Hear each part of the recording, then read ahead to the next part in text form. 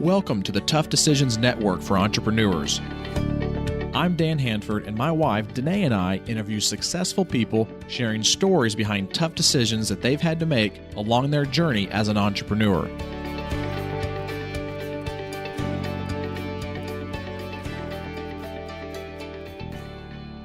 On the podcast with us today is Christopher Dedeyan, and he is a professional speaker. And I want you to start us off by talking to us a little bit about your background, Chris, and what your current focus is right now as an entrepreneur.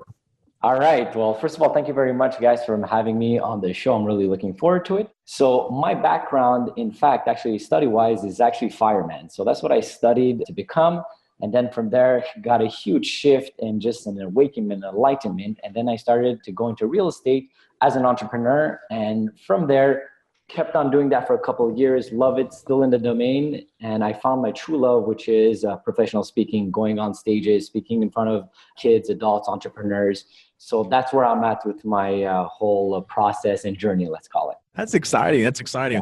It's interesting that you started at something totally different than what you're doing now. Yeah. Did you ever think about what you're going to be doing now? No, not at all. Not at all. And, there's a huge storyline behind it as well, because I'm dyslexic. I don't know if you guys know what dyslexia is. It's actually a learning-based disability. So it's something that, you have a hard time with reading and writing. So your neural networks in your brain don't necessarily work in the same way as, let's call it, a normal brain when it comes to reading. It's actually 3 to 4 times harder for a dyslexic to read. So when I went into fireman, originally I wanted to become a lawyer. And then I saw that there's a lot of reading in that field. So I'm like, all right, let me find something that doesn't have a lot of reading and a lot of, paperwork and all that. So I'm like, fireman, yeah, that's cool. The boys, the fire truck, the adrenaline. So I loved it. I went in it. But as soon as I started, I realized that, wait a minute, this is not what I'm supposed to do. This is not what I'm meant to do. And then from there, I just kind of started a whole new chapter of my life, just getting informed, getting enlightened, and just seeing really that I was meant to be an entrepreneur since I was born. I'm starting to think that that's actually one of the marks of a true entrepreneur is, being trained in one thing and sort of almost trying to settle down into one thing. And then it's just part of their nature. Like they just can't do that. And I don't think that's a bad thing, but it's a lot of times I think what people expect us to do. And that's not an entrepreneur. That's exactly it. That expectation of what, let's call it society, what the norm was, what the path was in front of us to take. And most of us as entrepreneurs, we're kind of the people that be like, listen, if everybody's going left, let me go right. So that's the exact thing in itself that you're explaining. Yeah. Well, Chris, I want you to start us off by talking about a tough decisions you've had to make along this journey as an entrepreneur that first did not have that good of an outcome, and maybe some of the lessons that you learned through that tough decision. All right. Great question. So the first one was when I started in real estate, and I was maybe 25, 26. So I was fairly young. I went into it and I'm like, let's go. Let's attack all in. I was a broker in Montreal, Canada. And I started that. And at the same time, I started doing a real estate investing company in the United States. So I just started in real estate. I had no experience in itself. And I started 2 things. So I was doing my brokerage over here, getting my clientele over here. And I was working on buying properties in the States, wholesaling it, flipping it, or whatever the case was. And after trying to do both things for 1 year, I stopped and I looked actually with one of my mentors and my coaches, and I'm like, wait a minute, I'm splitting myself and it's not working right now because both sides are not bringing me the income that I need. So I stopped and I really concentrated on one thing. I'm like, let me fix on this one aspect, get that developed. And from there, I'm going to be able to work on it and make it happen the way I want. So I guess the best thing was maybe right off the bat, stick to one thing, put all your energy into that. Once it gets developed, then when you have a certain expertise and you could delegate and build a team around you, then you could go venture in other things. So that's one lesson that I learned quite quick. And it sounds to me like it's something that it was hard in the very beginning. Yes. And as you started to go through it, you were like, wait, I have to do it this way in order to be able to kind of scale that. Yeah, 100%. And it's funny because I'm sure everybody that's listening, maybe you guys as well, has already had an experience that a mentor, a coach, a parent, a sister, or whatever has told you, Chris, I don't think this is the right way, or they've told you something and you're like, no. You kind of block it out. And then you hit the wall. You're like, oh, I kind of understand what everybody was saying. So you kind of have to experience it and then sometimes take a step back. And actually that was one of the first things as being an entrepreneur for me to realize that, okay, let me build a solid team of coaches, of mentors around me and let me really take their wisdom, because obviously I don't believe in failure. All I believe in is learning and lessons. But I'm like, why am I only going to learn from my mistakes? I'm like, let me go get some other people that made mistakes and let them throw their wisdom at me. Let me just figure it out with their mistakes and my own as well. So that's kind of the way I went about that. So let's shift a little bit here and talk about a tough decision that you had to make that had a really good and positive outcome, or even an outcome that was better than you had expected. All right. That's a great question. And the one that I'm going to have to say is actually when I decided to go in entrepreneurial world. Once again, like I said, I was mid-20s, early 20s, let's say, and I was working in a company that sells cell phones and house services, I guess like in your area, like T-Mobile, Verizon and all that. Over here in Montreal, it's actually called Vidéotron. So I was doing very well, and I decided to go in real estate. So when I did this shift, my boss is like, Chris, I really want to keep you in my company over here. Let me offer you something. I'm like, okay. So I was open to hear what they were going to offer me, but I already had my mindset of I was going to go to the next step. So they offered me a position of $75,000 plus bonuses, plus this, plus that, plus this.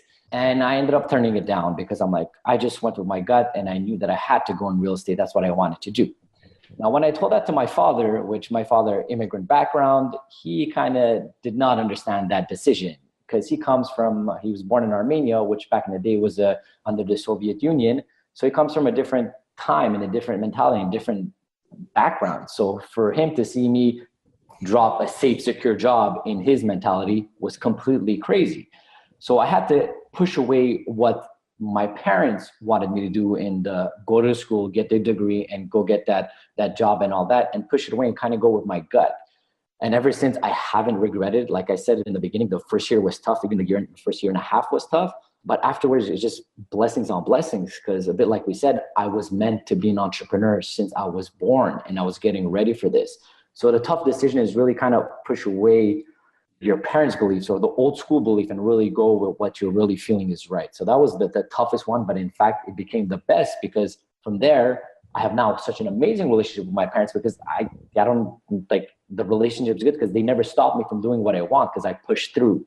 So we have a great dialect after that. What do they say now when they see what you've done and have accomplished up to this point? I'm sure they probably look back and when their original thoughts of, no, Chris, don't do that. And then you did it and you did really well. Now, what are their thoughts? Yeah, that's a great question. Like, once again, my parents, I have huge love. They've always been there to support me. And they were, I think, in fact, everything that we're talking about is the base of love. So they were doing this with the best of their knowledge, the best of their understanding of they don't want to see their son get hurt. They don't want to see their son get burnt. So now that they're seeing that I'm succeeding and I'm going all over, the world and talking on stages and helping other people, they just love it because they actually see me living in my purpose. And when you're at that level, when you're at that vibratory state, it's just a different thing. And even without words, they're feeling it. So they're beyond happy. So that's, I guess, pride would be the best way to describe it. Chris, what strategies do you use when you're facing a tough decision? How do you make those decisions when you face them? All right, great question. And the answer is going to be super unpractical. It's not like a trick or whatever the case is. Honestly, all great decisions I've taken were gut decisions. The real estate decisions that it just kind of happened, it was a gut decision, are always the ones that paid the most. The ones that I thought over and over and over were the ones that were less. All the life decisions and business decisions or whatever were always just gut. You just feel it. And I just kind of go with it. And on the practical side of it, if we could say, I always have systems in place. So I check it down. After I took a gut decisions, then I go logical. I don't go logical, then gut. I really just go with my gut. And then I'm like, okay, is this sustainable? And I look it through and I'm like, okay, this makes sense and let's go for it. So I would have to say a gut decision. All right, we're going to take a short break and hear from one of our show sponsors. When we come back, we'll talk to Chris about some of his favorites as it relates to his life as an entrepreneur.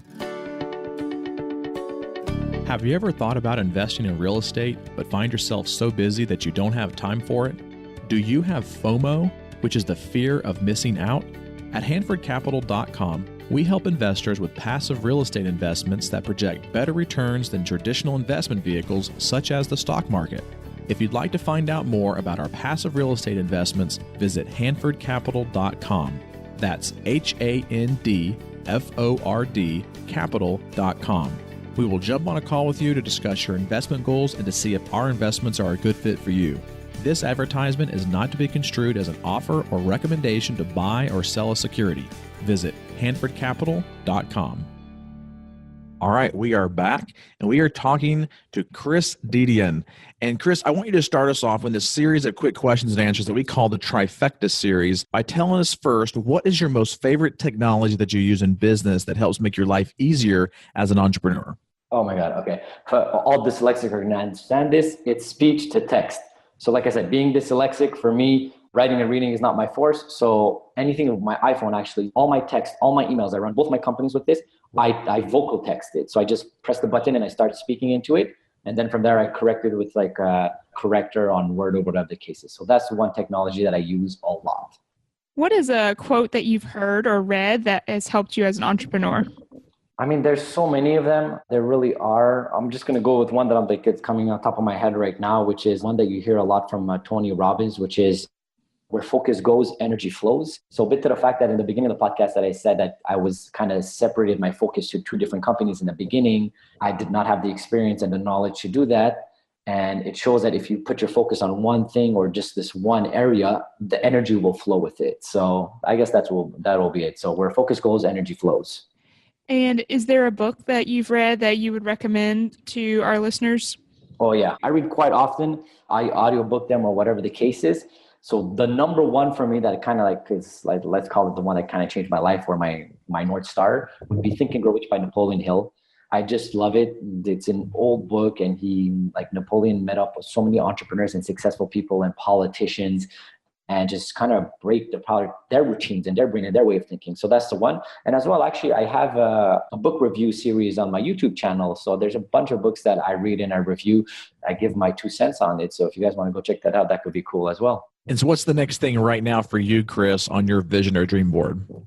Next thing would be to become the greatest keynote speaker of our modern time. That's what I'm working on. It's ambitious, just putting my head down and I'm working towards it. I'm getting on great stages. I'm sharing stages with some great people. I have one coming up at the end of the month of September, which I'm going to share the stage with the youngest Nobel Peace winner, Malala Yousafzai. So just that, yeah, definitely just working on getting in front of many people and just helping them with their journey and with their dyslexia or anything else as an entrepreneur. And how can the listeners reach out to you if they want to contact you or start to follow you more? The best way would be all on social media. So my handle everywhere is at Christopher Dedeyan. So my name is Christopher. My family name Dedeyan. So on Facebook, LinkedIn, Twitter is actually Chris Dedeyan. My YouTube channel, like I spoke about, and Instagram, I'm really active on Instagram as well. So that could be the best way to follow my universe. Well, thank you so much for taking some time out of your busy schedule to be with us on the podcast today. And we look forward to having you on a future episode as you continue to grow as an entrepreneur. Thank you very much. And thank you guys for taking the time. It was really cool. Thank you. Thank you, Chris. Bye. All right. Ciao. Thank you for listening to the Tough Decisions Network. Be sure to visit toughdecisions.net to gain access to show notes for this episode and to join our free weekly entrepreneur email, where we will send you news about the latest technology for your business, inspiring quotes, and the latest books for entrepreneurs. That's toughdecisions.net.